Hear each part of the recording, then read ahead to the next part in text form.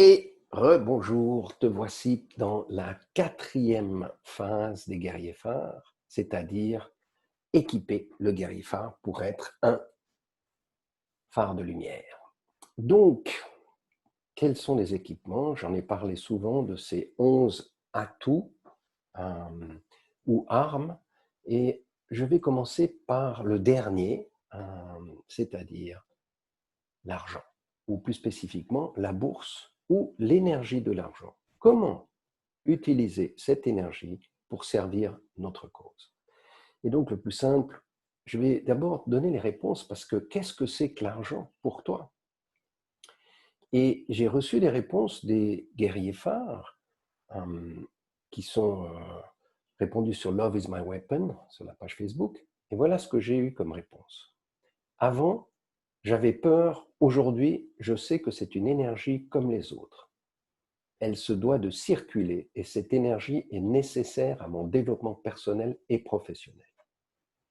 Plus j'en ai, plus je peux donner et créer et remettre en circulation. Je comprends au travers du travail avec l'argent que ce n'est pas en le gardant pour moi que je bénéficie au tout, c'est en restant fluide dans mon corps, mon esprit, mes émotions et également dans mon porte-monnaie. Je dis merci à Ilona, ma fille, qui m'a écrit ça. Pour une autre personne, l'argent est une monnaie d'échange et il faut que ça circule. L'argent, c'est une énergie neutre. C'est à nous de choisir la modalité de s'approcher de cette énergie. Personnellement, je ne cours jamais derrière l'argent. L'argent est le fruit de mon action. Je pense que c'est aussi un instrument que l'existence nous a offert pour avancer dans ce système ici sur Terre. Ma relation avec l'argent est intéressante parce que dans ma vie, j'ai vécu les deux polarités. J'ai eu beaucoup d'argent et je n'ai eu rien, zéro. J'ai appris beaucoup avec ma relation à l'argent concernant ces deux situations. Aujourd'hui, je me trouve dans l'équilibre concernant l'argent, mais avec la compréhension. Je voudrais, je désire et j'opte pour plus d'abondance ou pour l'abondance. Donc on fait déjà une distinction entre l'argent et l'abondance. Et puis on a vu, on parle beaucoup d'énergie et que cette énergie est quelque chose qui doit circuler. C'est pour ça que dans les guerriers phares, je parle d'énergie de l'argent. Mais d'autres ont aussi un regard très intéressant. Et là, je cite quelqu'un d'autre. L'argent, c'est la dette, un système capitaliste inventé par l'homme pour avoir des esclaves volontaires. L'argent crée des riches et des pauvres. L'argent crée la guerre et divise les humains. L'argent fait perdre aux gens leur passion et crée la dépression et la maladie pour beaucoup. La pauvreté va continuer à augmenter à cause de l'argent. On aide un pauvre en lui donnant de l'argent et peut-être qu'on va créer 10 autres pauvres de plus derrière. J'observe et réalise qu'à mon avis, observe et réalise comment fonctionne le système. C'est mon avis et tu n'es pas obligé d'être d'accord avec moi. De plus en plus de nouveaux millionnaires arrivent et de plus en plus de pauvres également. Les écarts augmentent. Avec ce qui s'est passé récemment, des gens vont perdre leurs emplois. Et à cause de l'argent, il y aura encore plus de convoitises, moins d'entraide. Des murs vont s'ériger pour se protéger ceux qui ont et empêcher ceux qui n'ont pas. L'argent est également une énergie qui crée des valeurs et les personnes les plus heureuses ne sont pas forcément celles qui ont de l'argent. Donc là aussi, on fait une distinction et on voit tout d'un coup que, ben oui, il y a un autre côté de l'argent qui est peut-être un peu sombre, pas clair, et qui va faire qu'on sépare. Rappelez-vous, espace de survie, séparation. Alors que lorsqu'on parle d'énergie, et dans cette énergie de lien, de fluidité, on est beaucoup plus dans l'espace d'abondance. L'argent, c'est un moyen, pas un but. Il peut permettre les plus belles choses comme les pires. À nous de faire bon usage. Voilà. On voit bien la dualité et c'est à nous de choisir comment est-ce qu'on va l'utiliser. Trop souvent, j'entends que l'argent est quelque chose de sale, donc on ne regarde que sur le côté de la survie.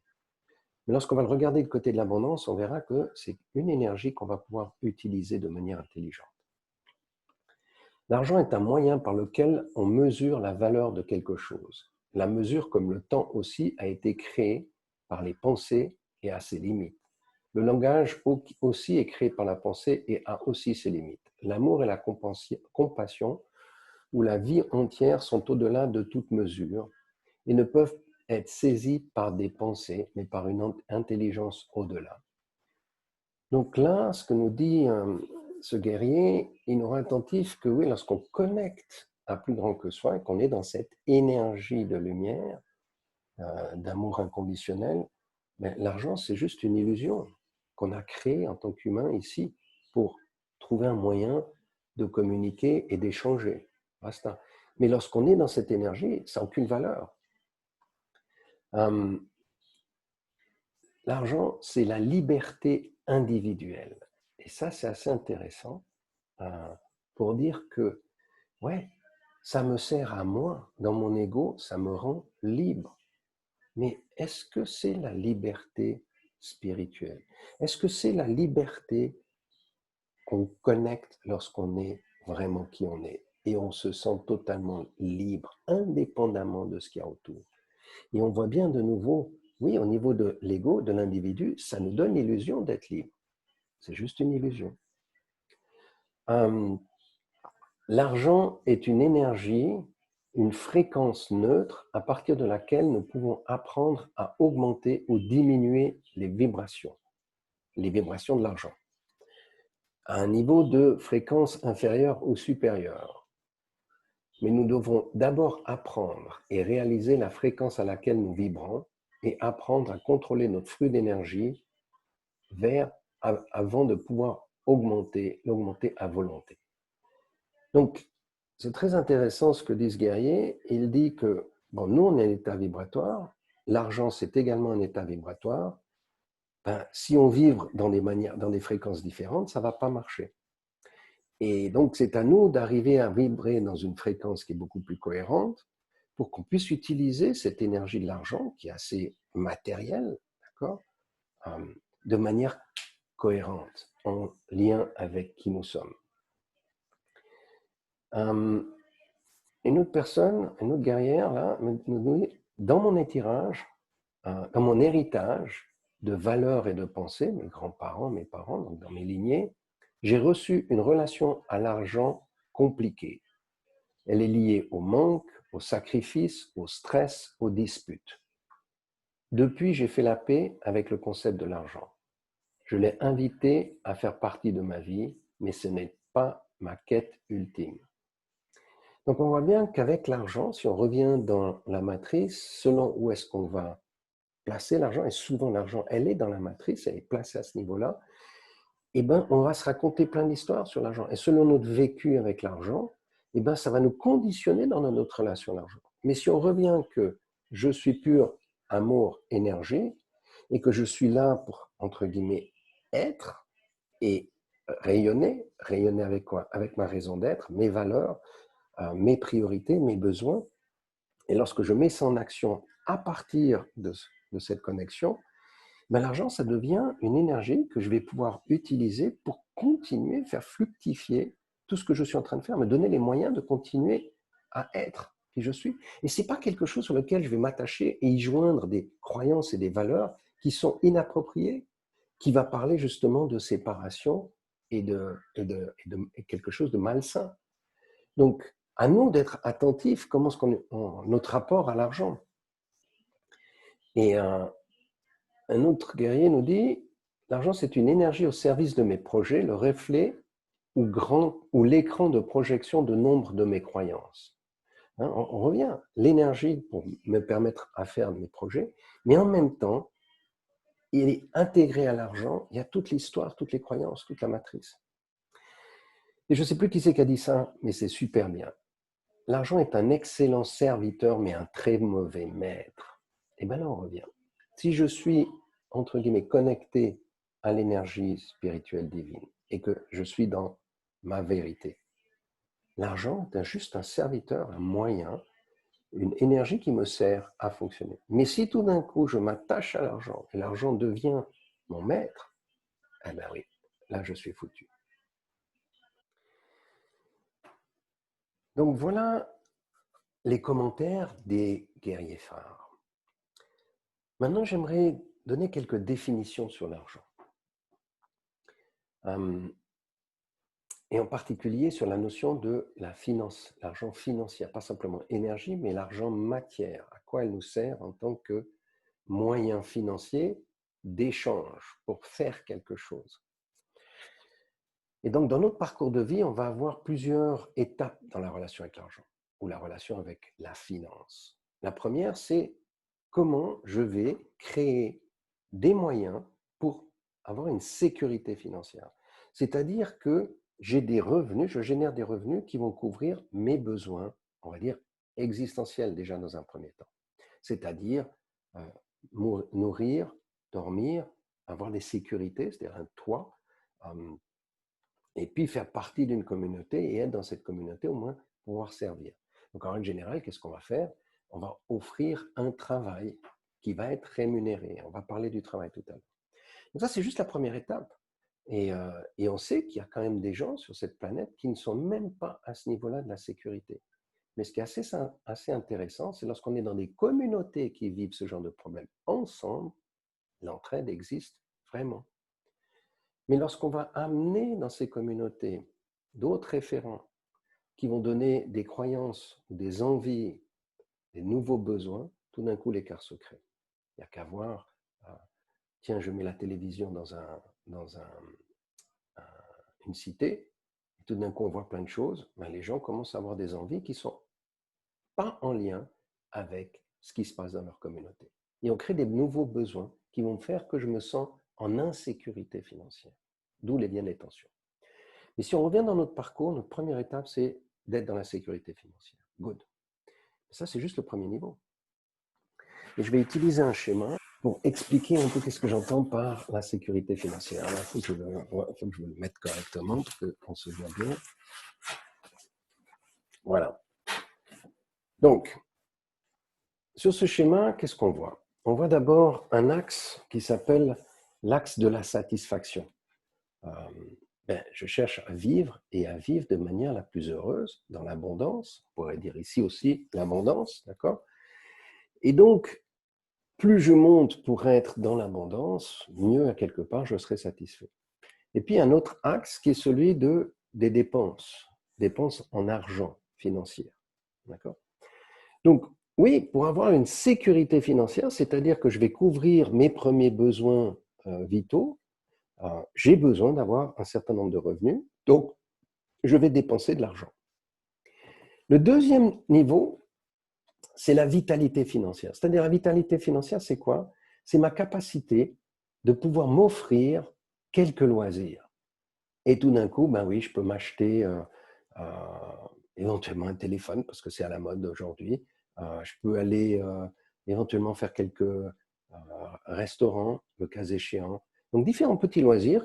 Donc je dépenserai un peu plus d'argent. Bien sûr, on verra qu'il va falloir aussi que j'en gagne. Et là, je suis juste dans une sorte de vitalité, ce que déjà pas mal de gens ont aujourd'hui, selon où on se trouve. La prochaine étape, c'est l'indépendance financière. Alors, qu'est-ce que ça veut dire l'indépendance? C'est que l'indépendance, j'arrive à mettre de l'argent de côté et à un moment donné, j'ai toujours un certain capital qui fait que de grandir parce que constamment, je mets de l'argent de côté et à un moment donné, je vais avoir ce qu'on appelle une indépendance, c'est-à-dire que je suis en paix parce que j'ai un capital au cas où et en plus, je pourrai avoir un capital le jour où soit j'ai des épreuves parce que je ne peux pas avoir des revenus, soit éventuellement, je vais arrêter, d'accord, la fameuse retraite.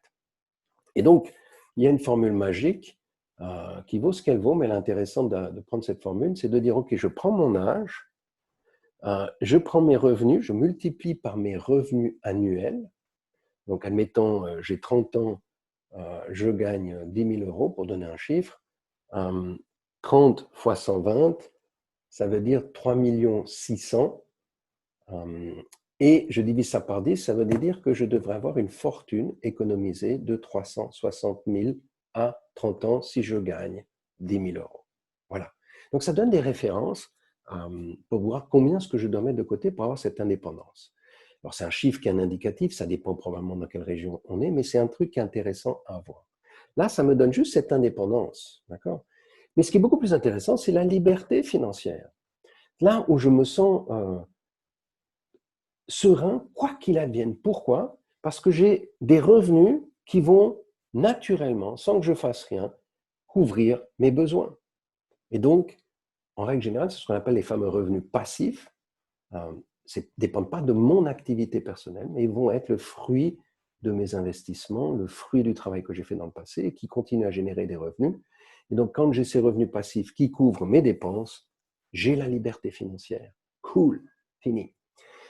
Mais en fait, ce qui se passe bien souvent pour certaines personnes, et c'est ce qu'on voit dans le monde aujourd'hui, il y a un autre phénomène qui s'appelle la luxure. Et la luxure, c'est quoi?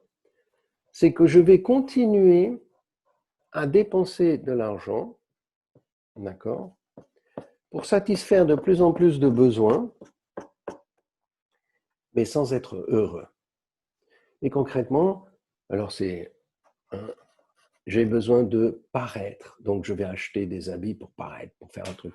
Je vais constamment mettre en avant tout ce que je fais. Regarde les belles vacances que je fais, regarde la belle voiture que j'ai. C'est pas parce que j'aime la voiture, c'est par rapport au regard que les donne autres. Mais je suis jamais satisfait, donc il me faut une autre voiture. Et plus j'avance dans l'âge, alors que j'ai beaucoup d'argent, moins je suis heureux, parce que je suis dans ce qu'on appelle la luxure.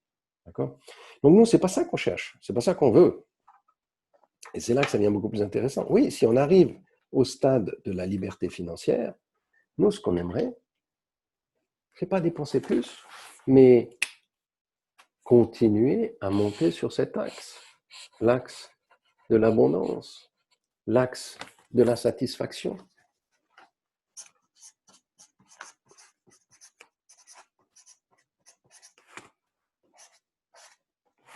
Donc oui, à ce moment-là, quelque part, si j'ai de l'argent, ce n'est pas pour la dépenser pour moi, en l'occurrence. Ce sera pour servir peut-être des causes beaucoup plus grandes. Pas pour mon bien-être, pas pour ma gloriole, pas à partir de l'espace de survie, mais beaucoup plus à partir de l'espace d'abondance. Alors que ici, comme je disais, c'est la luxure.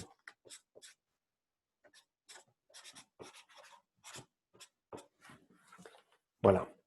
Voilà le schéma qui est le lien entre l'abondance et les dépenses. Alors, certains,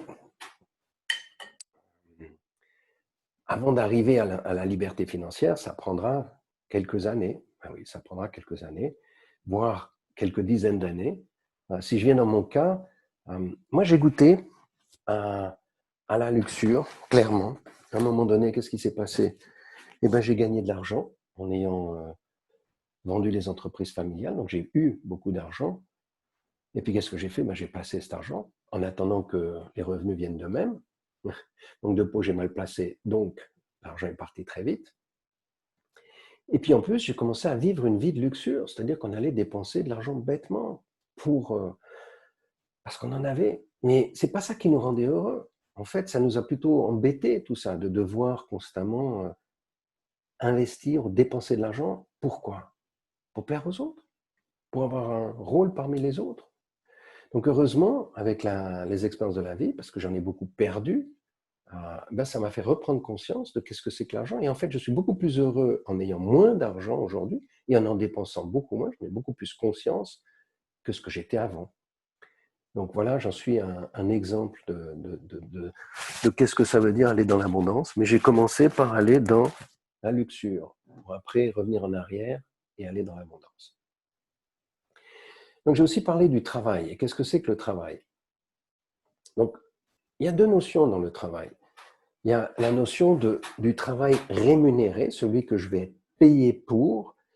Alors, la définition qu'on peut donner, c'est quelque chose que d'autres ne veulent ou ne savent pas faire et qu'ils préfèrent rémunérer quelqu'un, payer quelqu'un pour le faire parce que ça va compenser soit un désagrément.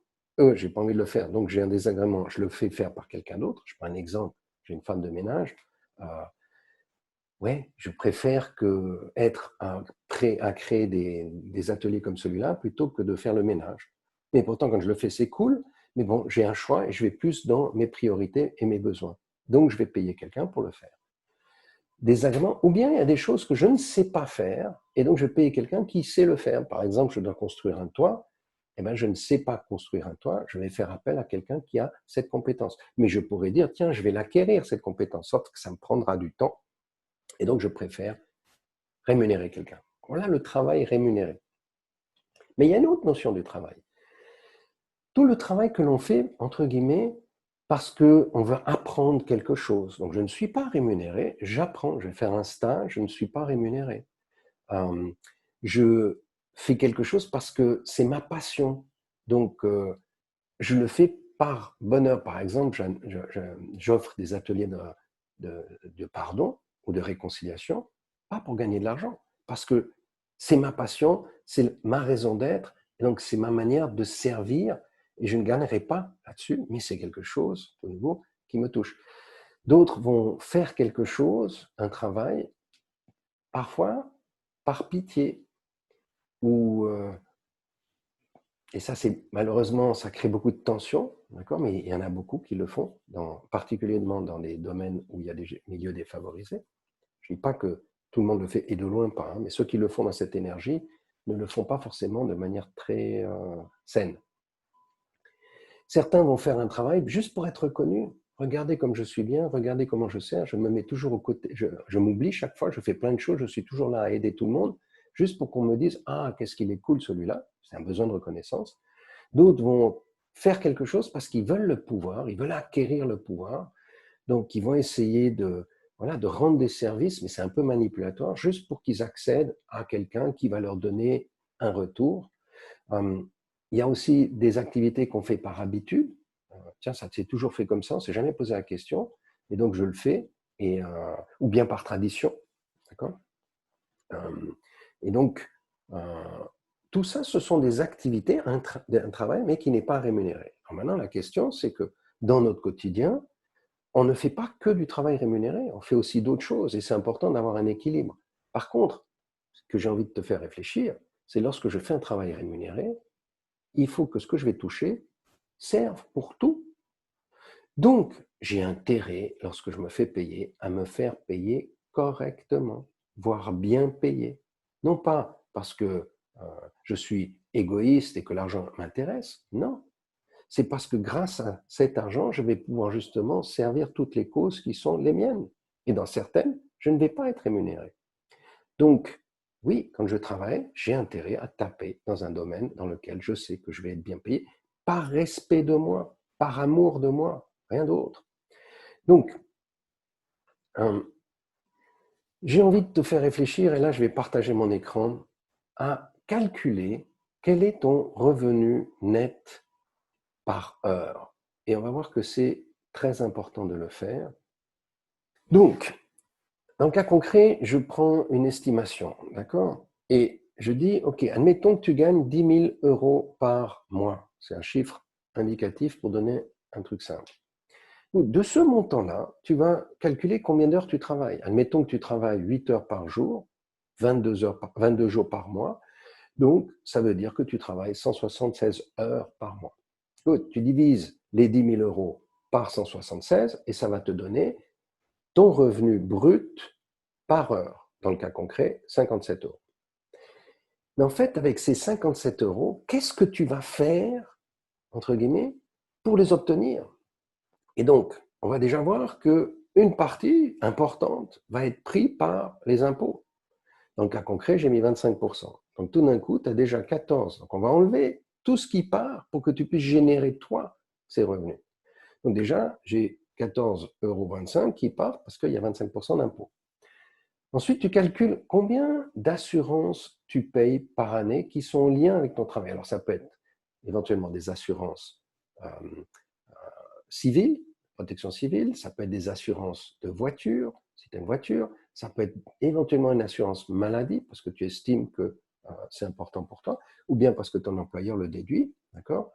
Donc, tu vas estimer, et là, tu vas pouvoir enlever quelque chose. Dans le cas concret, on est à 95 centimes. Le transport, là aussi, le transport varie beaucoup, si c'est ton véhicule ou si c'est des véhicules communs. De plus en plus, on voyage dans des véhicules communs, mais si tu habites loin et que tu as ton véhicule et que c'est difficile d'accès, ben là, ça devient très cher. Donc, estime combien te coûtent les transports par année, par jour, par heure. Là, dans le cas concret, j'ai mis 5 € par jour, soit 62 centimes par heure.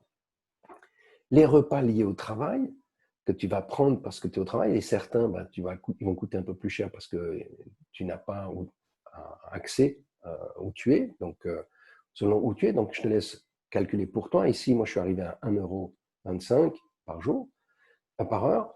Les habits qui sont liés au travail et les soins qui sont liés au travail, par exemple, tu dois faire peut-être, selon ce que tu es, de la manicure ou les coiffures, différentes choses que tu estimes qui sont en lien avec justement ton rôle professionnel. Dans le cas concret, j'ai mis un 42.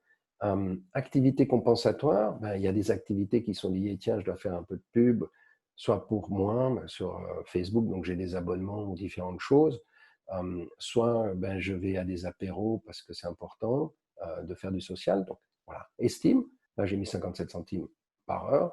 Activités liées à devoir te reposer, parce que ouais, je bosse beaucoup, mais j'ai aussi besoin de vacances. Et donc là, j'ai mis 5 000 € par année pour aller en vacances, te ressourcer. Donc 2,34 € par heure. Un logement, de nouveau, si le logement, mais tu peux mettre une partie ou tu mets tout, c'est égal. Là, j'ai mis un montant élevé, mais 11,34 € pour le logement. Et puis aussi, si tu veux faire des économies, là, j'ai mis 10 000 €, c'est-à-dire que j'ai mis le 13e, si tu as un 13e ou un bonus, et on garderait ça que pour mettre de côté. Donc, quand je fais tout ça, les 57 € et que j'enlève toutes les charges que j'ai, il me reste un salaire à peu près de 50%, même moins. Là, dans le cas concret, 24,26 €, qui est mon revenu net à l'heure. Et en quoi ça devient intéressant de connaître ce chiffre? Parce que tout d'un coup, on va comprendre pourquoi l'argent, c'est de l'énergie. Quand je vais commencer à me dire, attends, c'est plus des euros lorsque j'achète une voiture. C'est mon travail, c'est l'effort que j'ai fourni. Donc la voiture à 30 000 €, mais en fait, c'est 155 jours ou 54 jours, 50 de mon travail. 155 jours que je vais passer juste pour me payer cette voiture.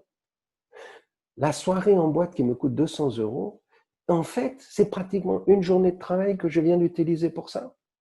Donc j'ai intérêt qu'elle soit bien, tout d'un coup. Ça a une autre valeur. Le portable que j'aimerais m'acheter, ah ben ouais, je vais devoir bosser pratiquement 5 jours pour ça, juste pour ça, pour me payer ce portable. Ah, tu vas me dire, c'est pas beaucoup, 5 jours, mais en même temps, tu fais rien d'autre. Bouteille de vin, eh ben oui, c'est 1 heure de boulot. Alors, à voir, tu vois. Donc, ça permet de réfléchir. Et puis, à Maurice, on a des rôtis. Donc, un rôti, c'est 2 minutes 24 de mon travail. Pas très cher, on pourrait dire, mais quand même. Donc, tout d'un coup, le rapport, l'argent devient de l'énergie, mon énergie. Et ce raisonnement, cette relation est super intéressante de faire parce que tout d'un coup, ça a beaucoup plus de sens. Voilà, donc je vais arrêter de partager pour revenir à une autre réflexion qui est comment est-ce que j'avance de manière, on va dire, un peu défensive dans la vie. Parce que ceux qui ont gagné beaucoup d'argent, ils ont des principes assez simples. Ce n'est pas forcément, je répète, gagner de l'argent qui est important. Ce qui est important, c'est aller vivre, m'épanouir, être dans l'abondance. Et si dans ma raison d'être, je vais servir d'autres communautés, j'ai intérêt à avoir peut-être d'autres argent à disposition pour le faire. Ensuite, il y a un autre phénomène. Dans la vie, on a une phase, lorsqu'on est jeune, où on est nourri par nos parents, et en règle générale, ils s'occupent de nous, et à un moment donné, c'est nous qui prenons le relais et qui allons construire notre vie et devenir autonome, indépendant et aller gagner notre vie. Et on va le faire pendant un certain nombre d'années. Et puis, à un moment donné, on sera peut-être plus avec la même énergie. On voudra peut-être prendre ce qu'on appelle une retraite, c'est-à-dire arrêter de travailler de la manière dont je travaillais et commencer à profiter des revenus. C'est pour ça qu'on a une retraite. Et donc, il y a comme une partie dans la vie où on va essayer d'augmenter nos revenus. Et puis à un moment donné, ils vont arrêter. Et l'image que donne Tony Robbins, il dit c'est comme monter une montagne. Et dans cette montée de montagne, qu'est-ce qu'on va faire? On va partir de la sécurité financière pour aller gentiment vers l'indépendance, la liberté financière. Et même plus, si on arrive comme ça, la liberté financière, si je l'ai, je peux arrêter d'avoir des revenus et commencer à vivre de mes revenus passifs. Et là, je descends la montagne, pour donner une image. Dans mon cas concret, c'est ce que j'ai cru à 41 ans, en me disant, OK, c'est bon, maintenant j'ai de quoi pour vivre. Mais malheureusement, j'ai passé en bourse dans les années 2000, tout début 2000, la bulle spéculation, c'était la bulle Internet, et ben j'ai perdu 2 tiers de ma fortune. Parti en fumée comme ça, en une année. Après, bien encore 2008, et encore une rebelote, l'argent part très très vite, surtout si elle est mal gérée. Et moi, je la gérais mal, parce que mon rapport à l'argent, c'était, OK, maintenant je m'en occupe plus. Et bien, quand on ne s'occupe pas de quelque chose, ça disparaît en valeur aussi. Donc, qu'est-ce que disent ceux qui sont un peu plus, comment dire, responsables avec l'argent? Un des premiers trucs, c'est faire un budget. Et alors, qu'est-ce que ça veut dire un budget? C'est estimer tes coûts, comme je viens de les faire, et puis de voir combien tu as de dépenses et combien tu as de revenus. Et au fur et à mesure que tu avances dans la vie, eh ben, c'est de les mettre en relation avec un objectif. Si ton objectif, c'est de devenir libre financièrement, avec un objectif de faire des économies. Et donc, il a été observé que lorsque tu tiens un tableau de ce type-là, dans ce tableau-là, tu vois une première courbe, un premier chiffre qui sont les euros, un deuxième qui est le temps. Donc, dans le temps, qu'est-ce qui se passe? Oui, je vais avoir des revenus. Les revenus peuvent fluctuer, monter, descendre, ça dépend. Donc, c'est là les revenus verts. Et je vais avoir des dépenses. Et ce qu'on espère, c'est faire des dépenses qui sont inférieures à nos revenus. Parce qu'aujourd'hui, un truc qui est vraiment dégueulasse, personnellement, je trouve, c'est qu'on te donne les moyens avec les cartes de crédit, avec les achats que tu vas payer après les avoir achetés. C'est une arnaque incroyable. On te donne le moyen de dépenser plus que ce que tu gagnes. Donc, on te coince. D'accord? Donc, une des règles, ne dépense jamais plus que ce que tu gagnes. Et une autre règle, évite d'emprunter de l'argent. Évite d'emprunter de l'argent. C'est une des règles fondamentales parce qu'il va falloir que tu la rembourses, cet argent. Donc, c'est facile maintenant d'aller emprunter pour te dire, OK, je me paye quelque chose. Mais après, il va falloir le rembourser. Beaucoup plus difficile. Donc, c'est beaucoup plus intéressant si tu dépenses moins que ce que tu gagnes. C'est du bon sens. Je commence à mettre de l'argent de côté. Et quand je commence à mettre de l'argent, à un moment donné, et c'est ça qui est intéressant, à un moment donné, l'argent que j'ai mis de côté, je vais pouvoir l'utiliser pour me faire des revenus passifs. Qu'est-ce que c'est qu'un revenu passif? C'est de l'argent qui vient parce que tu as un loyer qui rentre si tu as de l'immobilier. Tu as des intérêts bancaires parce que tu as placé ça sur une obligation, comme on appelle, ou des fonds de, de, comment dire, de bons de trésor selon les pays. Donc, tu vas prêter de l'argent, te rembourse, on te donne un intérêt. Tu peux avoir des gains en capital, ça c'est beaucoup plus technique lorsque tu travailles dans la bourse, et c'est là où j'ai beaucoup perdu moi, parce que j'ai plutôt eu des pertes en capital, beaucoup, parce que je croyais au miroir aux alouettes de celui qui me gérait mes comptes, hein, et ça ne marche pas. Donc ça demande d'avoir une certaine vigilance pour qu'à un moment donné, dans ta vie, tu arrives à cette fameuse liberté. Ça veut dire que tes revenus passifs couvrent tes dépenses. C'est clair, plus tes dépenses sont faibles, ben plus vite tu vas arriver à ta liberté financière. Et quand tu viens dans ta liberté financière, tout d'un coup, tu as beaucoup moins de stress et tu peux utiliser cette énergie de manière beaucoup plus intelligente. Ensuite, une des remarques aussi que tous les gens qui ont de l'argent, et c'est vraiment impressionnant, je l'ai observé partout, ce sont souvent des gens qui n'ont pas l'air fancy, trendy, riches, qui ne donnent pas l'image d'être riches. Ils sont riches financièrement, mais ils ne le donnent pas à l'extérieur. Ils ont compris qu'ils gèrent leurs dépenses. Donc, évitez d'aller dans les restaurants trendy, évitez d'aller dans tout ce qui est à la mode, hein, parce que ça, c'est fait pour dépenser. Donc, ne va pas. Évitez d'aller dans les quartiers qui sont les quartiers les plus chers. Ah oui, parce que j'habite là-bas, c'est cool. Non, va dans un quartier sécure, un peu plus low profile, ça te coûtera beaucoup moins cher et tu seras en paix. D'accord? Une autre chose qui est hyper importante aussi, et surtout si tu es jeune, n'attends pas de recevoir de l'argent de tes parents. J'entends tellement de gens qui sont dans l'attente que leurs parents décèdent, même des gens qui ont 60 ans qui se disent vivement que mes parents décèdent, comme ça je vais pouvoir hériter. C'est triste, c'est dramatique. Non, à quelque part l'héritage devrait être un cadeau, s'il y en a, et puis on ne sait jamais ce qui peut se passer. Tes parents peuvent aussi avoir des difficultés à un moment donné, ce qui fait que ce qu'ils ont pu amasser de côté, ils risquent de devoir l'utiliser. Et on a vu les crises, comme on a maintenant une crise qui vient de se passer, mais il va falloir aller puiser dans les réserves. Ces réserves, elles peuvent servir pour tes parents, Si demain il y a un autre problème de santé, ben, il risque d'être utilisé aussi par eux. Donc, ne mets pas dans ta tête, tiens, demain je vais hériter quelque chose. Non, crée-le toi-même, beaucoup plus intéressant. Et même si tu hérites, youpi, d'accord? Tu pourras faire quelque chose avec de nouveau, qui est plus en lien avec tes valeurs et ta mission. Moi, j'ai envie de aussi vraiment suggérer, parce que j'ai observé tous ceux qui se sont, entre guillemets, cassés la gueule, c'est-à-dire qui ont eu vraiment des problèmes financiers avant 24 ans, avant 30 ans, ont énormément appris.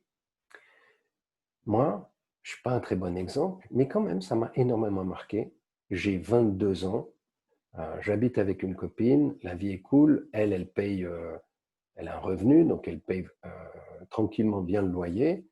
Et moi, je suis étudiant, donc j'ai un train de vie assez simple, mais je vis avec ma copine. À un moment donné, ma copine et moi, on ne sait pas. Qu'est-ce que je fais? Ben, je me retrouve chez ma mère. Mais comme j'étais avec ma copine et que j'avais un peu d'argent de côté, ben, je m'étais acheté une moto et je me faisais plaisir. Et ben, quand j'ai dû quitter ma copine, j'avais plus le même argent. Il fallait que je dépense pour vivre. Et à un moment donné, j'ai plus rien. Et j'appelle mon père en lui disant, écoute, voilà, je suis embêté, est-ce que tu pourrais pas me passer un peu d'argent? Et il me dit, non. Ça a été la plus grande leçon qu'il m'a donnée.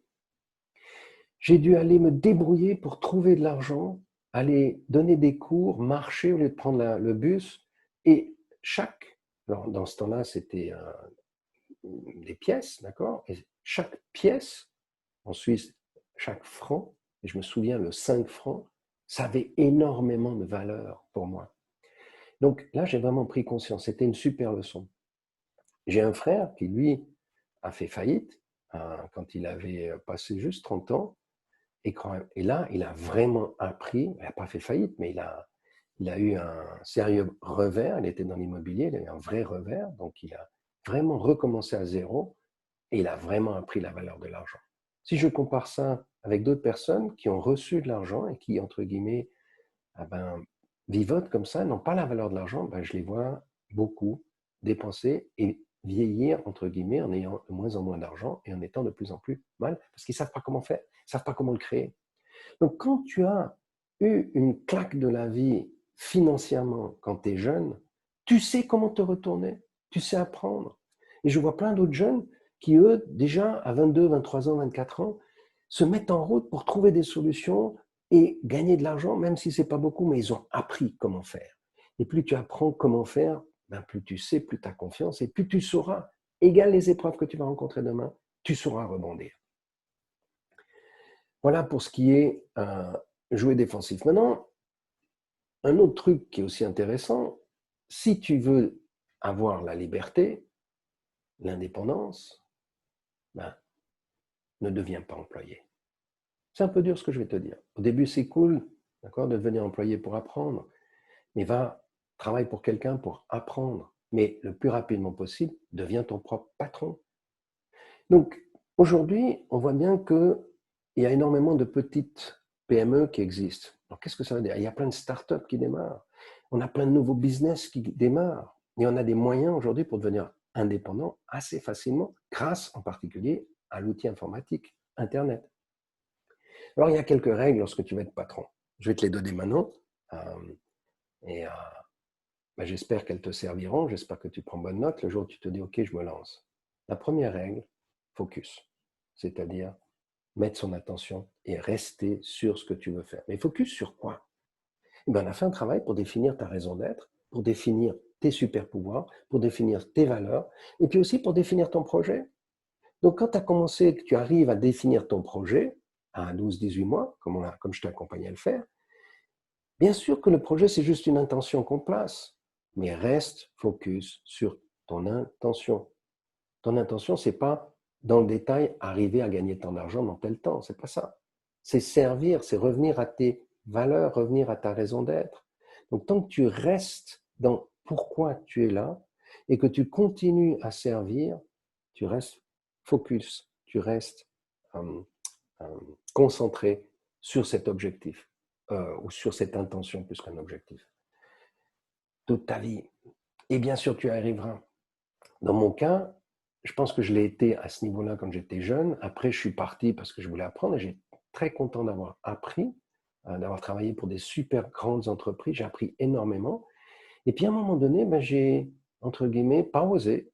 Et qu'est-ce que j'ai fait? Ben, j'ai été bosser pour régler les problèmes familiaux, pour les entreprises familiales, mais ce n'était pas un job que j'aimais. Donc comme je ne l'aimais pas, ben, j'ai fait le maximum que je pouvais pour m'en sortir aussi. Ce qui fait qu'à un moment donné, oui, je m'en suis sorti, très bien, j'ai gagné de l'argent, mais comme ce n'était pas aligné, quand j'ai arrêté, ben, je ne savais plus quoi faire. Et donc j'ai commencé à vivre dans la luxure. Et c'est là que, 18 mois plus tard, je déprime. J'ai tout, mais je ne suis pas heureux. Parce que je n'étais pas en phase avec qui j'étais. Et encore plus que ça, l'univers m'a offert un grand cadeau. Beaucoup de ce que j'ai gagné est parti en fumée. Donc je peux dire merci aujourd'hui, parce que ça m'a ramené sur le chemin. Chacun va faire ses expériences, mais plus tôt tu es en lien avec ta raison d'être, plus tôt tu es en lien avec pourquoi tu es là, plus tôt tu vas réussir. Ensuite, simplicité. Rester simple. Faire les trucs simples, c'est vraiment une énorme qualité de réussir à faire les choses simplement. Donc, et puis aussi la dernière, ben, les épreuves vont arriver et ceux qui ont réussi, on dit, ils ont persévéré. Je cite souvent l'exemple de Kentucky Fried Chicken. On parle du colonel Sanders, c'est l'emblème de Kentucky Fried Chicken. En fait, on connaît peu l'histoire de colonel Sanders. Et lui, son histoire, c'est qu'il était un vendeur, il avait une station d'essence, et donc il vendait de l'essence. Et puis, il voyait que les gens qui venaient vendre de l'essence s'arrêtaient parce qu'il avait une cuisine avec son épouse, et les gens aimaient bien manger ce qu'il offrait, c'est-à-dire son poulet Kentucky Fried Chicken. Un jour, l'autoroute est construite pas très loin d'où il habite, et plus personne ne vient faire de l'essence. Mais des gens s'arrêtent pour venir manger. Donc il sait qu'il a bon produit, il a une bonne solution, et il se dit, parce qu'il est de loin pas bête, il se dit, mais attends, il y a d'autres gars comme moi qui avaient des petites stations d'essence, qui aujourd'hui ne peuvent plus vivre, et ben je vais leur proposer ma solution. Et il fait du franchising. Et ça marche. Jusqu'à ce que la guerre arrive. Et quand la guerre arrive, tout s'arrête. Et il va faire faillite. Mais il a une seule chose qu'il sait, c'est qu'il a une recette et il a une solution qui marche. Et on dit qu'il est allé voir 1000 personnes. Il a mis sur sa voiture une remorque avec le système pour montrer comment on faisait son Kentucky Fried Chicken, le faire goûter. Il est allé le proposer à 1000 personnes avant qu'il y en ait un qui l'a acheté et qui en fasse une franchise. Et aujourd'hui, ils sont dans le monde entier. Donc, qu'est-ce qu'il nous a appris, ce monsieur? La persévérance. Il croit en quelque chose, il continue, malgré les épreuves. Donc, quand tu as un rêve, quand tu as compris pourquoi tu es là, ne l'oublie jamais. Et si ton rêve, il est tellement grand, youpi, comme ça, tu auras toujours de quoi continuer.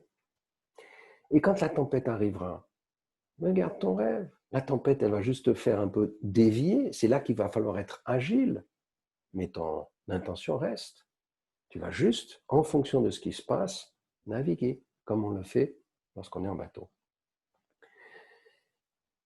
Alors aujourd'hui, on est dans la mode des business online. Et c'est vrai que c'est une opportunité super parce que ça nous donne beaucoup de liberté. Alors il y a quelques principes et je vais donner des principes d'un monsieur, de deux personnes. Un s'appelle Dan Lok. C'est un gars qui semble-t-il, réussit très bien. C'est un, je crois, singapourien. Lui, il a 9 caractéristiques pour un business online idéal. La première des caractéristiques, fais ce que tu aimes. C'est là, je crois qu'on a compris, c'est notre raison d'être. Fais pourquoi tu es là. Good. La deuxième, essaye d'identifier quelque chose où tu as des marges importantes.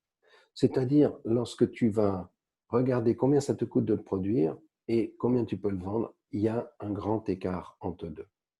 Si je prends mon exemple aujourd'hui, moi, je passe du temps à préparer des programmes de développement personnel. Oui, ça me prend du temps. Mais aujourd'hui, si je peux les mettre sur Internet et qu'il y a un système de formation online qui se fait tout seul dans lequel je vais avoir des revenus, j'ai pris beaucoup de temps, entre guillemets, à le produire, ça a un coût, mais lorsque je vais le vendre et que je vais le vendre, on verra aussi que c'est scalable, c'est-à-dire qu'on peut augmenter tout seul, eh ben, la marge peut devenir très intéressante. La même chose lorsque lorsque je donne des ateliers live dans le monde du business, eh bien, il y a un marché, et le marché, si tu as de la valeur, si tu es bon, on te paye correctement, il y a une bonne marge. À toi de trouver le business dans lequel tu as une bonne marge. Ensuite, évite d'engager du personnel. N'engage pas du personnel. Fais des contrats de sous-traitance. Travaille avec des gens qui sont indépendants eux-mêmes, qui sont responsables eux-mêmes. N'utilise pas des employés. Super intéressant, et je suis 100% d'accord avec lui. Essaie de trouver un domaine dont tu sais que c'est quelque chose qui a un avenir. Je prends un exemple, on est beaucoup avec des problématiques aujourd'hui. Sustainability, développement durable, il y a des business, il y a des choses à faire là-dedans. Parce qu'on voit bien que c'est quelque chose qui va constamment devenir de plus en plus important. Qu'est-ce que tu peux trouver là-dedans? Parce que c'est quelque chose qui va constamment grandir en besoin. La cinquième caractéristique disait il faut que ce soit scalable. Alors le nom en français, je ne l'ai pas maintenant, mais scalable, ça veut dire quoi? C'est-à-dire que si j'investis, par exemple, 100 heures pour faire quelque chose et que ça me donne un résultat de 10 produits, lorsque je vais faire 110 heures, ça ne me fait pas 11 produits, ça va me faire 20 produits. Lorsque je fais 120 heures, ça va me faire 50 produits. C'est ça, scalable. D'accord? C'est qu'au fur et à mesure, je bénéficie du travail fait au début. Ensuite, une autre caractéristique, sois portable. Ça veut dire que tout est sur ton ordinateur. Tu peux travailler depuis n'importe où, de ta maison, de tes vacances, de n'importe où. Et ça, c'est hyper important. Mets tout sur ton ordinateur online. Bien sûr, fais des sécurités pour que tu aies toutes les informations. Comme ça, s'il arrive quelque chose sur ton ordinateur, tu les retrouves. Moi, j'ai 3 systèmes de sauvegarde sur mon ordinateur et 2 systèmes online. Ensuite, évite de dépenser de l'argent sur ta startup. C'est trop facile d'écouter tous les gens qui miroitent plein de choses et qui vont te dire ouais, tu fais ci, tu vas trouver la solution, je te donne la solution miracle. Il y en a plein, surtout sur Internet. N'investis pas là-dedans. Investis le moins possible.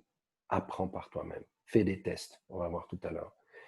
Et puis, trouve un système pour que l'argent, comme lorsqu'on parlait d'indépendance financière, de liberté financière, pour que ton travail continue à travailler pendant que tu dors. Et c'est là que Internet devient intéressant, c'est là que des solutions online deviennent intéressantes parce que tu n'as pas besoin d'être présent, elles tournent toutes seules. Alors, quand on veut travailler dans une startup, c'est important qu'on soit lean, on appelle ça, c'est-à-dire maigre. On dépense, on fait très attention à ce qu'on dépense, on essaye d'être le plus efficace possible, c'est-à-dire ou performant possible, c'est-à-dire l'investissement en temps et en argent que je mets, ou en énergie que je mets, a un retour le plus important possible. Alors, comment est-ce qu'on fait ça? D'abord, on va penser au marché. Donc, quand on dit le marché, on va penser à ce qu'on appelle un avatar, c'est-à-dire quel est ton client cible. Tu dois avoir ton client vraiment devant tes yeux. Tu dois vraiment pouvoir être très au clair de qui c'est. Tu dois pouvoir lui donner un nom. Tu dois même avoir quelqu'un qui correspond à cette personne. Et si possible, plusieurs. D'accord? Donc, quand tu penses à ton client, tu penses à ces 3 personnes, par exemple. Et tu sais exactement comment est-ce qu'elles se comportent. Ça commence par ça. D'accord? Et à partir de là, tu fais une hypothèse de, tiens, toi, qu'est-ce que tu peux leur amener qui est en lien avec qui tu es, avec tes super pouvoirs. Et donc, tu fais une hypothèse de qu'est-ce qu'eux auraient comme besoin pour que ce soit plus simple, plus pratique. Éventuellement, ça les tranquillise, ça les rassure, d'accord? Parce que ça, ce sont des éléments importants. On a vu dans les besoins primaires, on va aller répondre aux besoins primaires. D'accord? La sécurité, le confort, le côté pratique. L'argent viendra aussi, d'accord? Un peu moins cher, mais ce n'est pas le principal, de loin pas. D'accord? Les autres vont beaucoup plus intéressants. Parce que quelqu'un pourra faire moins cher que toi de toute manière. Donc, et qui amène ce qu'on appelle une valeur ajoutée. D'accord? C'est-à-dire que la valeur ajoutée, c'est pas simplement répondre à un besoin présent maintenant. Tu vas anticiper leurs besoins. Tu vas imaginer ce dont ils auront besoin demain et tu viens avec une solution originale. Ils n'ont pas pensé à cette solution. Si le besoin, ils le connaissent et la solution existe déjà, le seul moyen de s'en sortir, c'est faire du prix, pas une start-up. D'accord? Toi, tu dois réfléchir à quels sont leurs besoins latents, qu'est-ce qui va arriver qu'ils auront besoin, et deux, quelle est la solution qu'ils ne connaissent pas encore. Voilà ce que c'est que la valeur ajoutée. Donc, tu fais une hypothèse. Une fois que tu as trouvé cette hypothèse, tu vas la tester. Donc, tu construis une solution simple. Là, une solution simple, pas une solution parfaite. Moi, j'ai un peu tendance à vouloir faire trop bien les choses. Donc, je passe beaucoup de temps à construire des solutions qui sont plus ou moins parfaites et bien faites. Heureusement, aujourd'hui, là, tu me vois live. Avant, je ne faisais pas ce genre de choses. Et je m'autorise beaucoup plus à le faire plus simple, plus direct. Donc, teste, essaye. Si je reviens concrètement dans ce programme-là, je l'ai monté, j'ai testé avec un premier groupe, je l'ai adapté un petit peu, je le teste maintenant avec 2 autres groupes, je le réadapte et je vais le lancer maintenant à plusieurs, remodifiés. Donc c'est ça, tu fais une hypothèse, on teste, on adapte, on corrige, on fait simple et on corrige et on corrige et on corrige. Qu'à un moment donné, tu as quelque chose qui est beaucoup plus sûr parce que tu l'as testé. Et une fois que tu l'as testé, là vient la réflexion, comment je le mets sur le marché de manière beaucoup plus puissante. Et il existe des techniques, c'est pas là que je vais venir, parce que là, tu peux trouver l'information, comment marketer mieux, comment vendre mieux ton idée. C'est pas ma spécialité, d'accord? Et il existe suffisamment de gens pour le faire. Et ben, donc, une fois que tu as lancé et que ça commence à tourner, que tu as trouvé les solutions pour que ça se commercialise facilement, il y a plein de solutions, je reviens, je te donne quelques pistes. Oui, on peut créer à travers ton réseau et leur réseau, utiliser le réseau de ton réseau. C'est-à-dire que si toi, tu satisfais quelqu'un, tu vas leur demander à eux d'aider quelqu'un qu'ils connaissent eux avec la même problématique. Donc, travailler les réseaux, par exemple. Travailler avec des partenaires qui sont pas forcément dans ton domaine, mais qui touchent des clients qui pourraient être comme les tiens, c'est-à-dire qui travaillent un peu le même avatar, mais ils offrent quelque chose d'autre, complémentaire. Et donc, toi, tu viens offrir une autre solution aux mêmes avatars. Et là, tout d'un coup, tu peux faire des bons partenariats.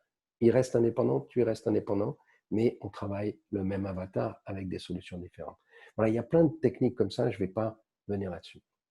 Maintenant, je reviens sur comment trouver l'indépendance, la liberté financière. Et là, je cite un monsieur qui s'appelle George Clason, qui semble-t-il est quelqu'un qui a beaucoup de succès. Lui dit des trucs assez simples. Mets 10% de tes revenus de côté. 10%. C'est plus qu'un mois de salaire par année. Donc, waouh, ok, intéressant. Saisis les opportunités que la vie t'offre. La vie nous offre des opportunités. Mais quand on est un petit peu dans notre zone de confort, allez, je ferai ça demain. Pire, beaucoup d'entre les jeunes aujourd'hui sont tellement un petit peu gâtés par la vie, par leurs parents, par tout ce que, qu'on devient hésitant. Et on se dit, ok, on appelle ça procrastiner. Demain, je ferai. Flemmard, pas forcément envie maintenant. Ceux-là ont beaucoup de difficultés à saisir les opportunités. Parce que les opportunités de la vie, elles viennent. Mais si on ne les saisit pas, au bout d'un moment, elles n'arrivent plus. Et on rentre dans une sorte de lassitude, de zone de confort. Et on s'endort et on s'abrutit. C'est pas que la vie n'offre pas les choses, c'est qu'on ne les voit plus. D'accord? Parce qu'on rentre de plus en plus dans l'espace de survie. Mais la clé qu'il dit, c'est mets-toi en action, essaye. Même si tu te plantes, c'est pas grave. Au contraire, t'apprends. Donc, saisis, fais-le le truc. Si quelqu'un te dit, va laver les toilettes, va laver les toilettes. Tu diras, ouais, j'ai pas envie. T'en fous, tu fais l'expérience. Et quand tu as fait l'expérience, tu as appris plein de choses. Et tu auras d'autres opportunités. Ça me fait penser à un jeune que je viens de rencontrer, un Espagnol. Il arrive ici à Maurice, il a 22 ans.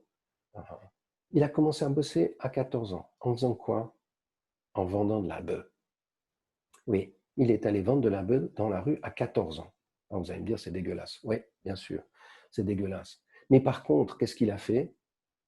Parce que ses parents étaient séparés, il était laissé pour compte, il avait du temps, il est intelligent, il a vu que ça marchait, ben il a commencé à lui devenir un dealer.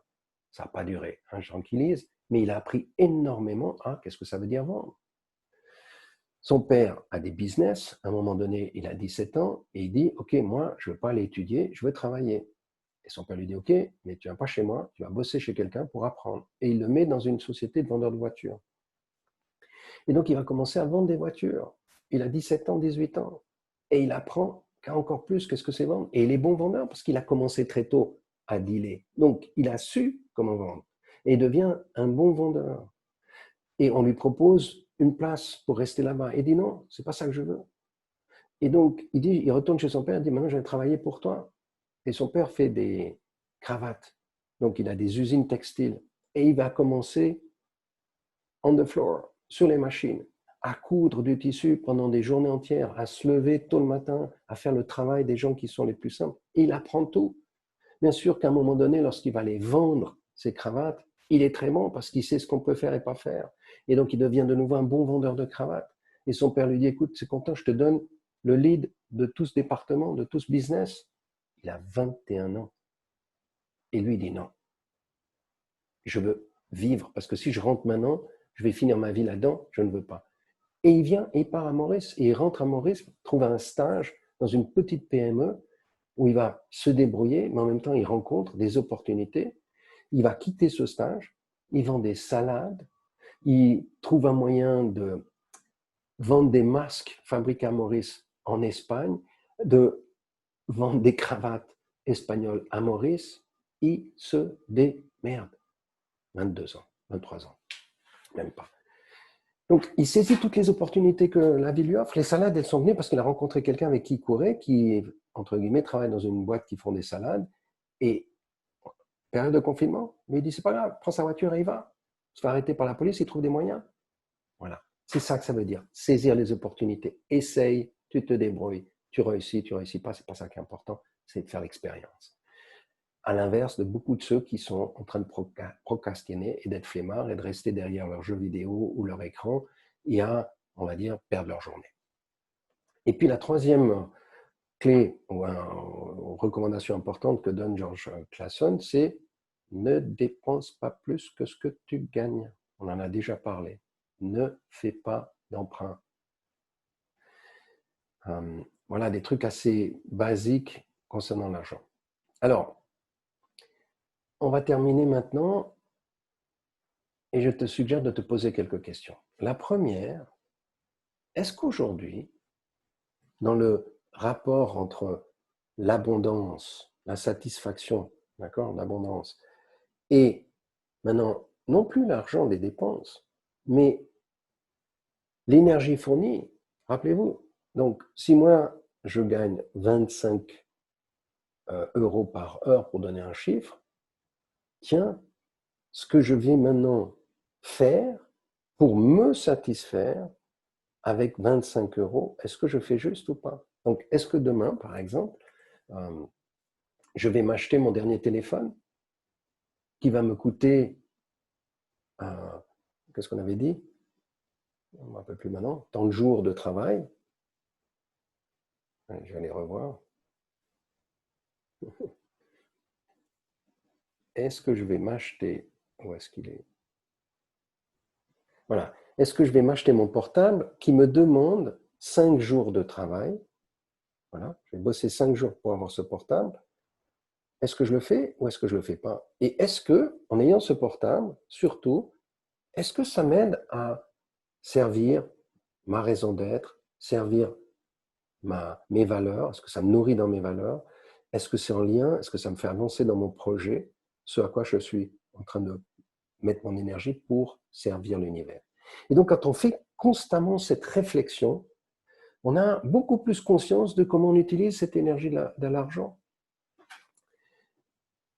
Donc, régulièrement, de se poser la question, l'argent, ce que je suis en train de dépenser maintenant, est-ce que ça m'amène en lien avec ma raison d'être et mes valeurs? Et rappelez-vous, combien d'énergie je vais dépenser pour le faire? Et puis,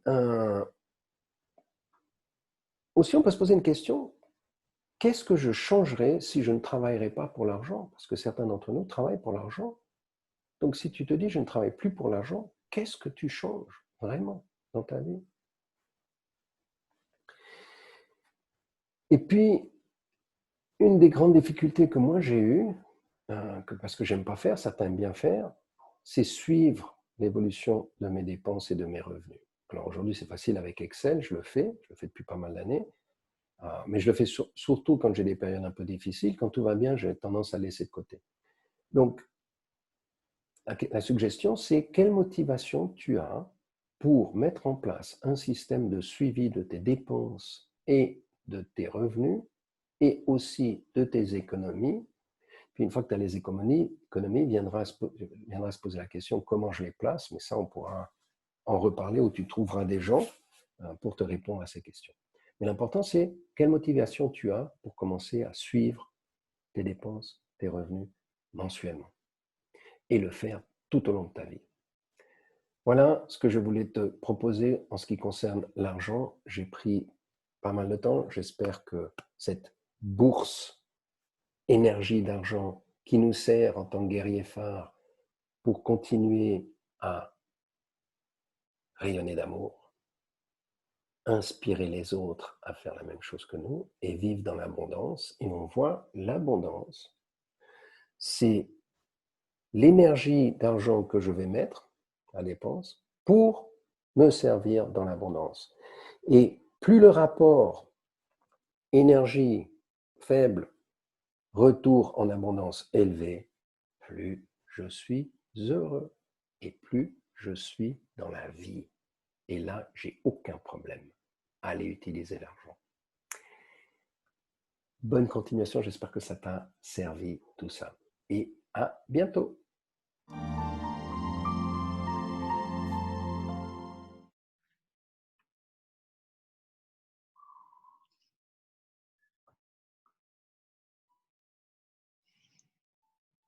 Eh bien, bravo, bravo, bravo d'avoir choisi d'investir du temps sur la personne la plus importante sur cette planète, donc sur toi-même.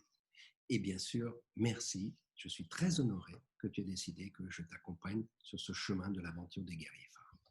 Alors, quelles sont les prochaines étapes? Tout d'abord, comprendre qu'il y a un investissement, on va dire relativement important, parce que c'est toi. Et donc, qu'est-ce qu'il y a comme investissement? Tu as un investissement de temps. Simplement dit, prévois, du moment qu'on commence, ou du moment que toi tu te lances, de prendre entre une demi-heure et 1 heure par jour pour ce travail des guerriers phares. N'importe quand. La majorité du temps, c'est toi qui choisis quand est-ce que ça se passe. Donc, ensuite, tu auras une fois par semaine ou une fois chaque 2 semaines, si tu choisis un programme sur chaque semaine ou un programme sur chaque 2 semaines.